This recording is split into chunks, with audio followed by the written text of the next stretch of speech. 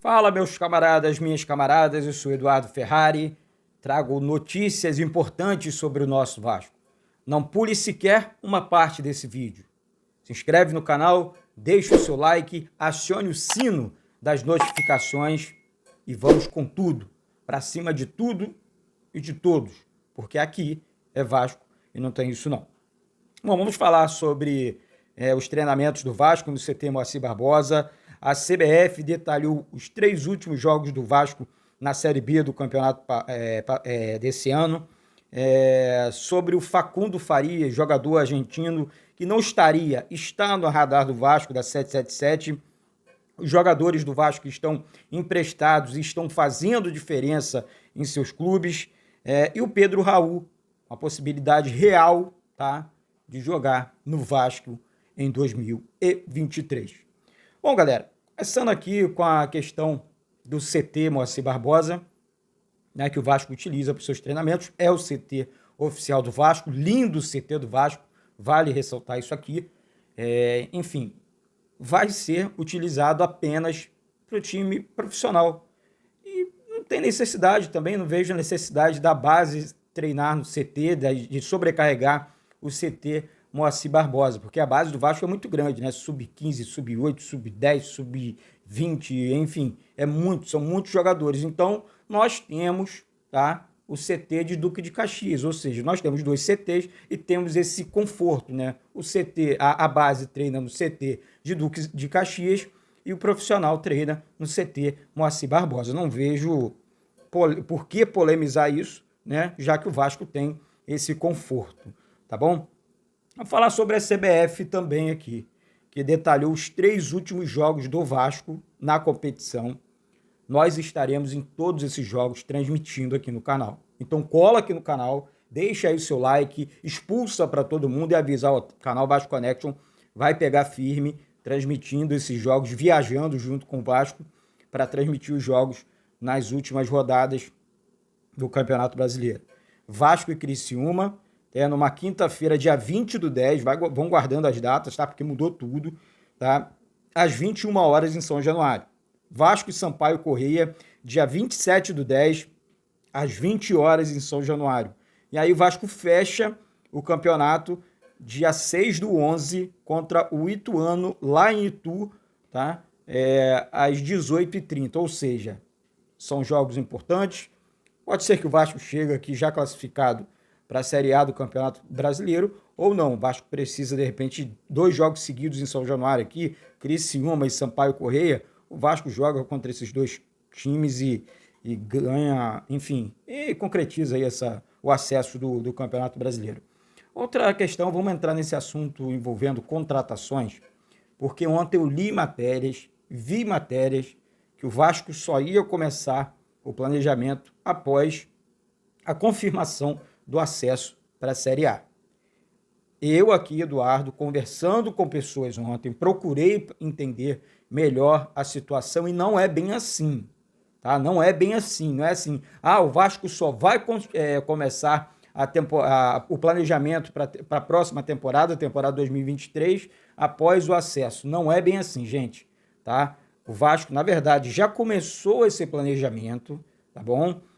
Vamos falar sobre isso aqui. Eu vou trazer alguém do clube para que a gente possa discutir não só esse assunto, mas algumas pessoas perguntando sobre o aporte financeiro que a 777 Partners fez para Vasco SAF e não pro Vasco, que isso fique bem claro.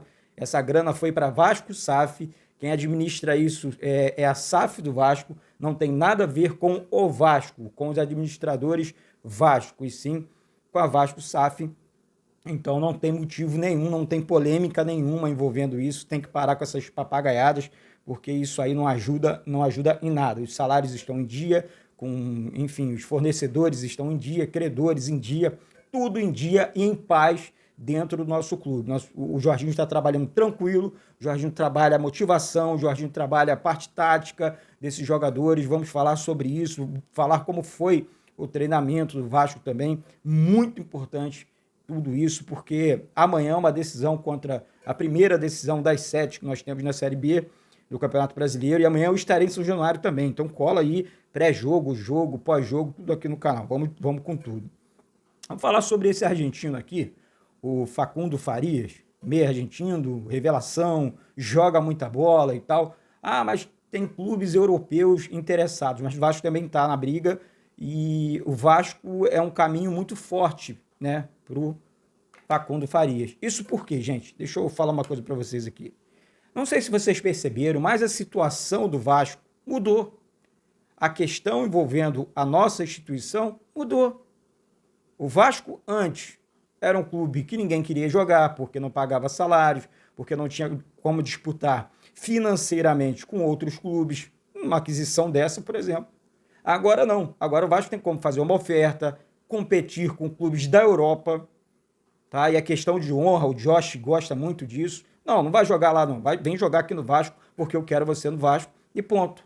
Então, os caras têm esse poder, é o poder da grana, ponto, tá certo? Então, Facundo Farias é uma possibilidade real para 2023 ainda, tá bom?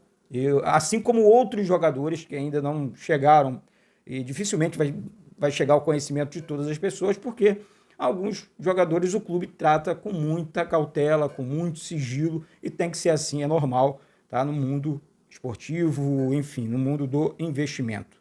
Pedro Raul, outro jogador que o Vasco teve a oportunidade. O que mais me mata é saber que foi escolha do Vasco, tá? Da galera que cuidava do futebol do Vasco, enfim, da comissão de futebol do Vasco, foi opção do Vasco não contratar o Pedro Raul. Daí, contratou um monte de jogadores para a posição, não resolveu o problema. O Pedro Raul foi para o Goiás, hoje é artilheiro do Campeonato Brasileiro, joga bola, jogou bola no Botafogo, então não tinha essa dúvida sobre o jogador, né? Eu não tinha dúvida sobre o talento do Pedro Raul. A torcida do Vasco aqui nos comentários, ó, bom jogador, traz para o Vasco, pode render. Mas enfim, o Vasco preferiu não arriscar, o Vasco preferiu arriscar em outros jogadores, sendo mais reto aqui no que eu estou falando, e acabou se dando mal. O Vasco hoje paga pelos próprios erros. O Edu também, na época do Brusque, louco para jogar, todo dia falava de Vasco, jogando no Brusque, acabou no Cruzeiro e sendo um dos artilheiros também da Série B do Campeonato Brasileiro. Então, assim, essas questões chamam muito a minha atenção. Então, realmente, o planejamento tem que ser em cima, tem que ser, tem que olhar, pô, não quero saber se eu sou amiguinho do empresário A, do empresário B, não quero saber se o custo-benefício, se é muito baixo, então já está estranho, né? Porque o que é bom, né, custa caro, né? Custa um pouco mais caro. Você tem um poder, de repente, de uma negociação melhor. Mas, enfim, que o Vasco acerte daqui para frente. Que o Vasco não erre tanto. O Vasco errou muito, tá certo? Então, é isso. E finalizando aqui, gente, jogadores do Vasco emprestados. Thiago Reis, Vinícius, estão se destacando nos seus clubes, né? Jogando na Série B, fazendo gols, enfim... são joias da base do Vasco. De repente, o Vasco não vai utilizar na próxima temporada, então vou emprestá-los novamente, vou, enfim, vendê-los, não sei.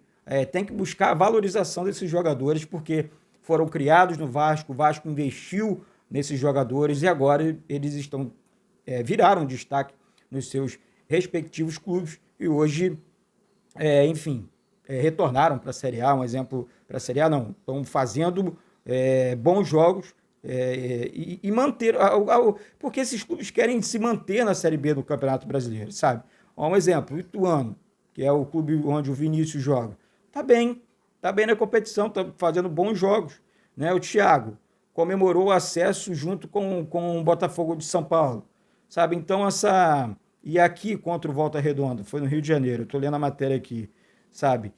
Mas, assim, essa questão realmente chama a nossa atenção. Rapaziada, daqui a pouco eu volto com essas e outras informações. Fica grudado aí no canal, porque aqui é Vasco, eu vou falar para você.